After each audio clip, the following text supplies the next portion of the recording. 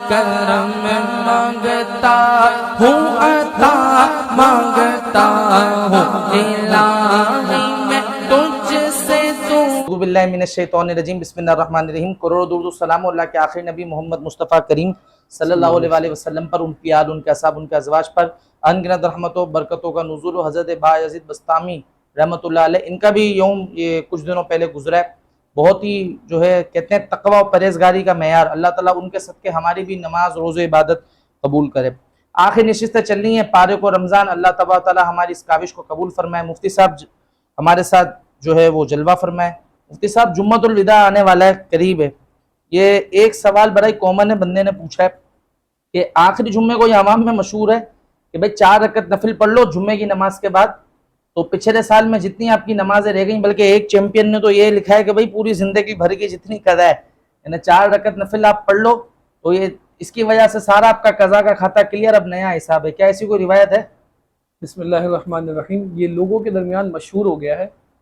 اور یہ اس طرح کہا جاتا ہے کہ جمعۃ الوداع میں جو ہے وہ جمعۃ الوداع کی نماز کے بعد 4 رکعت نفل اس مخصوص طریقے سے اگر پڑھی جائیں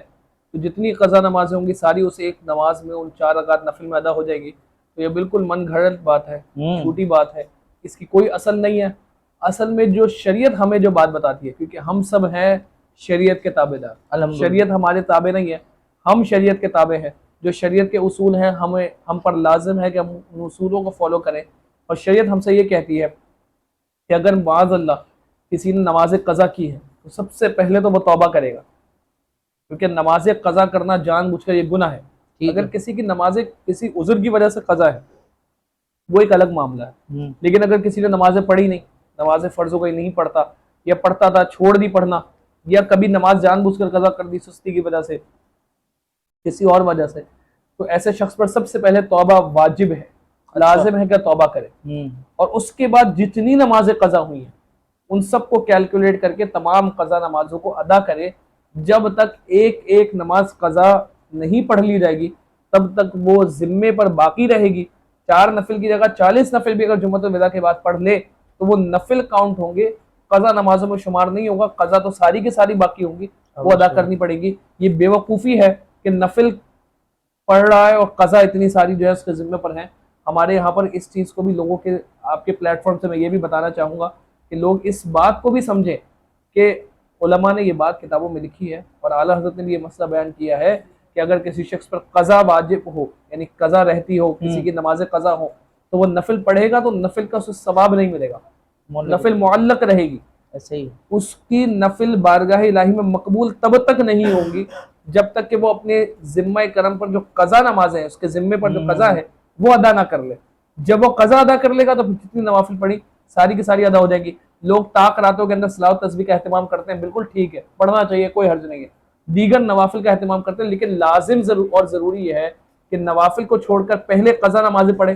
قضا نمازیں جب مکمل ہو جائیں کیلکولیٹ کر لے، حساب لگا لے کب بالغ ہوا، کتنی نمازیں اندازن رہ گئی ہوں گی، کچھ زائد کر دے، اور جب وہ پوری ہو جائیں اس کے بعد نوافل کا اہتمام کرے، کیونکہ اگر اس حالت میں مر گیا کہ قضا نمازیں ذمے پر تھی تو پھر اس کا وبال بہت زیادہ ہے،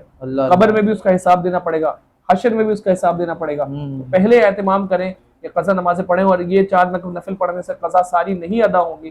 ایک ایک قضا جو ذمے پر تھی